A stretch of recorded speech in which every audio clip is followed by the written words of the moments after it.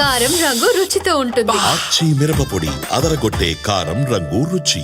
Border దగ్గర జరిగిన కాల్పుల్లో వీర జవాన్ మురళీ నాయక్ మృతి చెందిన విషయం మనందరం చూసాం. ఇవాళ సొంతూరుకు వీర జవాన్ మురళీ నాయక్ భౌతిక కాయం చేరుకుంటుంది. శ్రీ సత్యసాయి జిల్లా కల్లతండాకు తరలించడానికి ఏర్పాట్లు జరుగుతున్నాయి. రాత్రి 7 గంటలకు గుమ్మయ్య గారిపల్లి నుంచి కల్లితండాకు ర్యాలీగా వెళ్తున్నారు. రేపు కల్లితండాలో వీర జవాన్ మురళీ నాయక్ అంత్యక్రియలు జరుగుతాయి.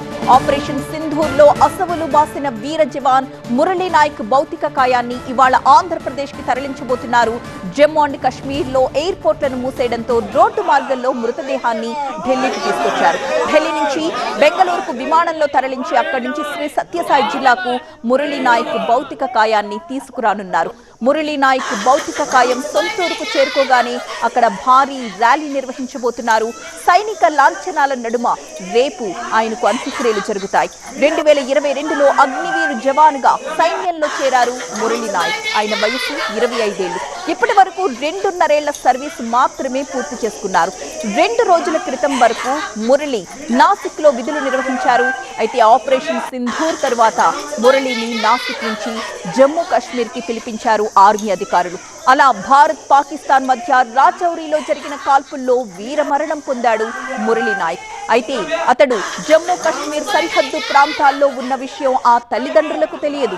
పంజాబ్ లో పోస్టింగ్ అని చెప్పి జమ్మూ కాశ్మీర్ కి ట్రాన్స్ఫర్ చేసిన విషయాన్ని కూడా చెప్పకుండా తల్లిదండ్రులకు తెలిస్తే యుద్ధ వాతావరణంలో ఎక్కడ భయభ్రాంతులకు గురవుతారో అని చెప్పకుండా దాచిపెట్టారు. కానీ ఆయన మరణించిన తరువాత తెలిసింది ఆ తల్లిదండ్రులకి తన పిల్లాడు జమ్మూ కాశ్మీర్ యుద్ధంలో ఉన్నాడు అని. ఇప్పుడు వారి బాధ వర్ణనాతీతం. ఒక్కసారి ఆ తల్లిని చూడండి, తల బాదుకుని ఏడుస్తున్న దృశ్యం అందరినీ కూడా కంటతడి పెట్టిస్తోంది.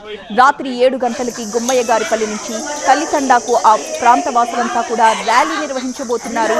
మురళీ నాయక్ అంత్యక్రియలు రేపు జరగబోతున్నాయి అధికారిక లాంఛనాల నడుమ.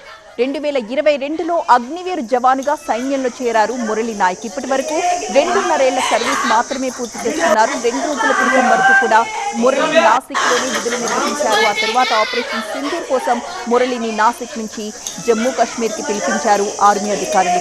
అలా భారత్ పాకిస్తాన్ మధ్య రాజౌరీలో జరిగిన కాల్పుల్లో వీర మరణం పొందారు మురళీ నాయక్.